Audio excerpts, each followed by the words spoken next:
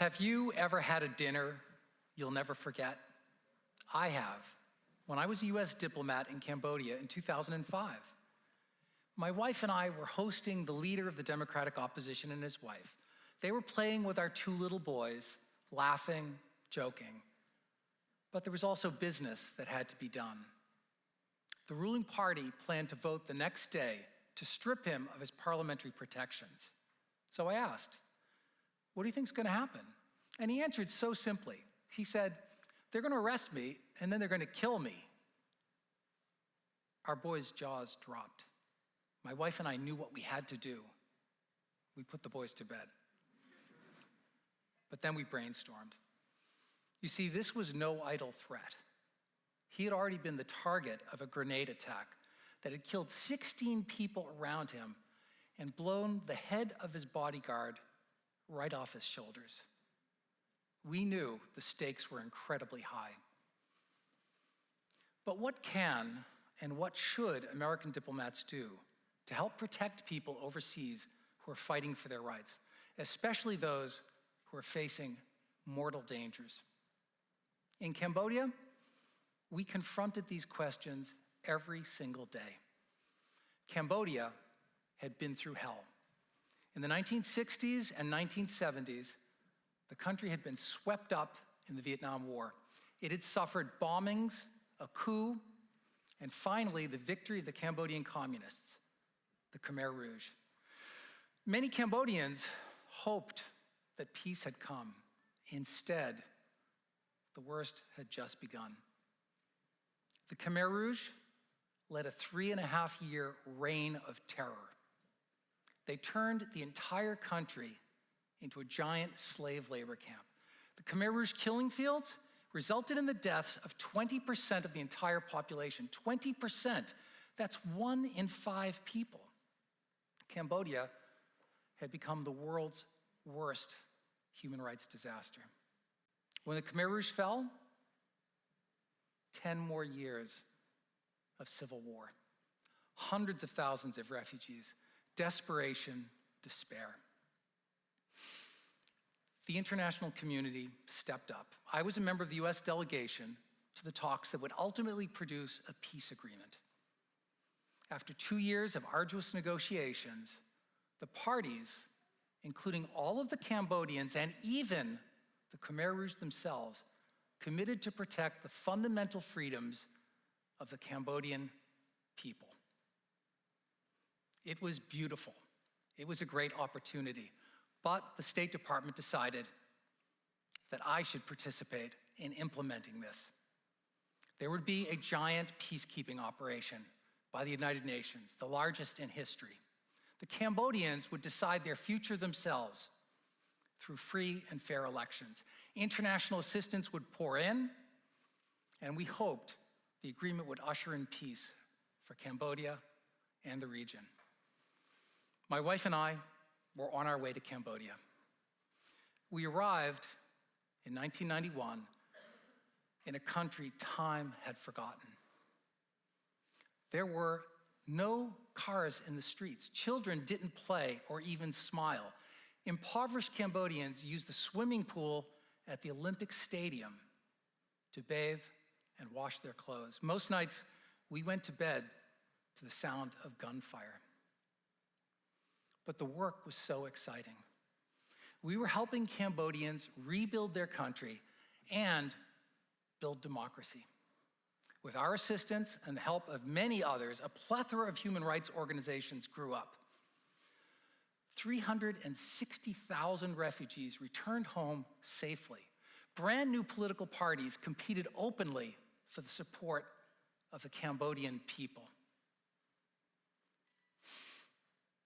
When the elections came in 1991, despite threats from the Khmer Rouge, 90% of Cambodians went to the polls. 90%. It was beautiful.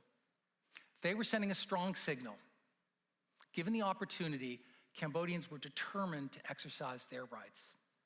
But the losers in the elections, the party in power in the capital, they threatened armed rebellion.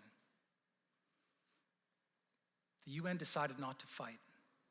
And so the result was a tense power-sharing arrangement. At that point, as often happens, the international community turned its attention to other priorities, to other crises around the world. Cambodia was no longer front-page news. And at the end of a 3-year tour, my wife and I moved on to our next assignment. In the ensuing years, that fragile coalition frayed. And in 1997, there was a coup, and the losers in the election seized power. The UN stepped back in. There were new elections, but this time, with no peacekeepers, the opposition faced intimidation, coercion, and violence. Anti-democratic forces actually strengthened their grip on power. In 2003, my wife and I returned for a second tour. So much in Cambodia had changed. The peace agreement, all of that international assistance had transformed the capital. The once silent city bustled. Previously drab markets were now alive, with hawkers selling everything from noodles to impossibly warm ski parkas that had been manufactured in Cambodia's brand new and thriving textile industry.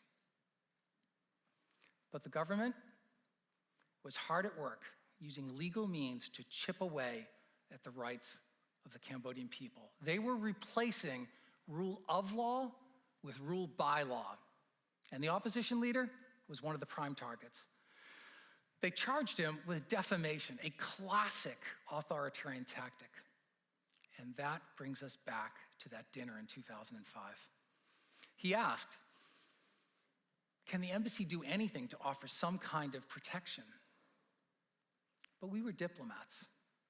An embassy can't be the base for the democratic opposition in a sovereign country. So I told him, after the vote in Parliament, he could come to the embassy, collect his thoughts, weigh his options, but at the end of the day, he was going to have to leave. And the next day, it became clear. The ruling party was opening the way for his arrest. So I drove from Parliament to the embassy. In the car right behind, the opposition leader. The discussions at the embassy were very difficult, and in the end, he decided if he were arrested, or even worse, the entire opposition might die.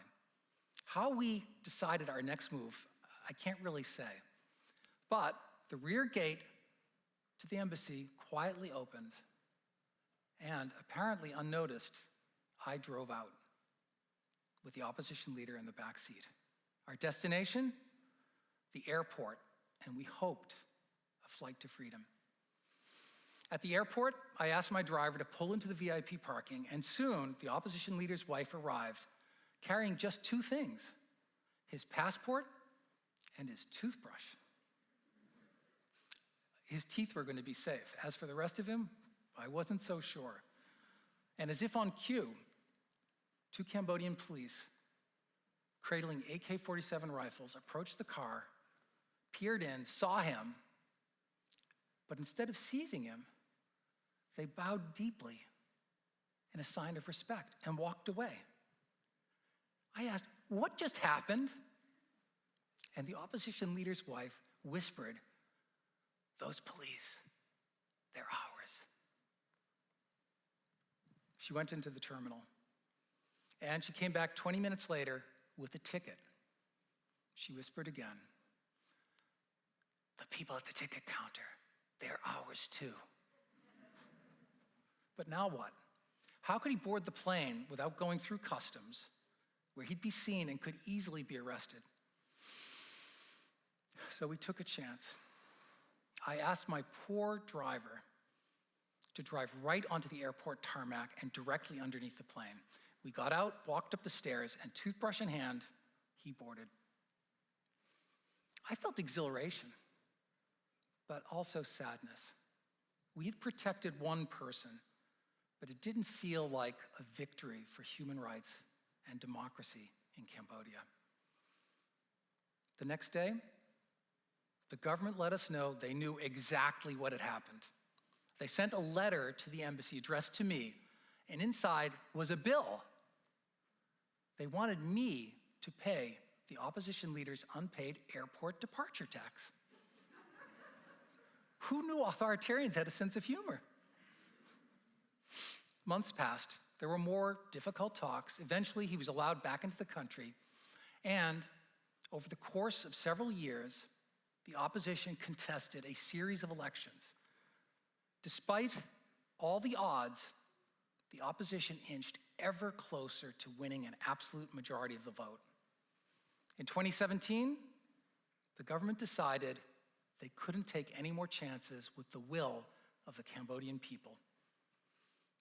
They slapped another defamation suit on him. He went into exile again. This time, the Cambodian Supreme Court dissolved the opposition party altogether. In the 2018 elections, with no credible opposition, the ruling party won every single seat in parliament. I've long reflected on those events in Cambodia. What do they tell us about what American diplomats can do to help protect people overseas who are fighting for their rights? And really, what should we do? Our diplomatic efforts had produced peace, some small measure of prosperity, and even limited human rights. The Khmer Rouge killing fields are gone, and I don't think they're coming back. But Cambodia should teach us all humility. Our grand aspirations to protect fundamental freedoms, to help build a constitutional democracy, that hasn't really worked, at least not yet. And we encouraged people to take risks. Some of them ended up in exile, in prison, and even dead. Does this mean that our diplomatic efforts to protect rights in Cambodia achieved nothing? I don't think so. We could not deliver the rights themselves, but we planted seeds. And we provided enough protection so that Cambodians could fight for their rights another day.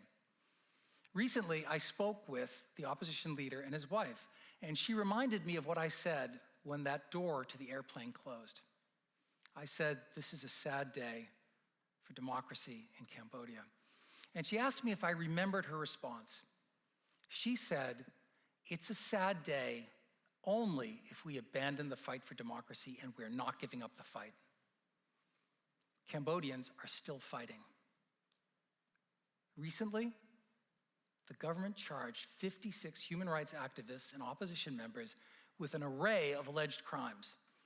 One of them marched to her court hearing dressed as a traditional Cambodian apsara dancer, decrying what she called the government's political theater. Elsewhere in the world, last year, we all witnessed the desperate exodus from the airport in Kabul. American diplomats and American military helped evacuate tens of thousands of Afghans on flights to safety. In Afghanistan today, despite Taliban intimidation and even violence, Afghan girls are demanding the right to an education.